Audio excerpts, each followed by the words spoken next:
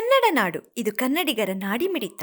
ವಿಜಯನಗರ ಜಿಲ್ಲೆ ಹೊಸಪೇಟೆ ತಾಲೂಕಿನ ಕಮಲಾಪುರದಲ್ಲಿ ಶ್ರೀ ಅಟಲ್ ಬಿಹಾರಿ ವಾಜಪೇಯಿ ಜುಲಾಜಿಕಲ್ ಪಾರ್ಕ್ ಮೃಗಾಲಯದಲ್ಲಿನ ಸಿಂಧು ಎಂಬ ಹೆಸರಿನ ಹೆಣ್ಣು ಹುಲಿ ವಯೋಸಹಜ ಕಾಯಿಲೆಯಿಂದ ಶನಿವಾರ ಮೃತಪಟ್ಟಿದೆ. ಈ ಹುಲಿಗೆ ಅಂದಾಜು 17 ರಿಂದ 18 ವರ್ಷ ವಯಸ್ಸಾಗಿದ್ದು, ಚಿಕಿತ್ಸೆ ಫಲಕಾರಿಯಾಗದೆ ವಯೋಸಹಜವಾಗಿ ಮೃತಪಟ್ಟಿರುತ್ತದೆ ಎಂದು ಉಪಸಂರಕ್ಷಣಾಧಿಕಾರಿ ಹಾಗೂ ಮೃಗಾಲಯದ ಕಾರ್ಯನಿರ್ವಾಹಕ ನಿರ್ದೇಶಕ ಡಾಕ್ಟರ್ ರಾಜೇಶ್ ನಾಯಕ್ ತಿಳಿಸಿದ್ದಾರೆ.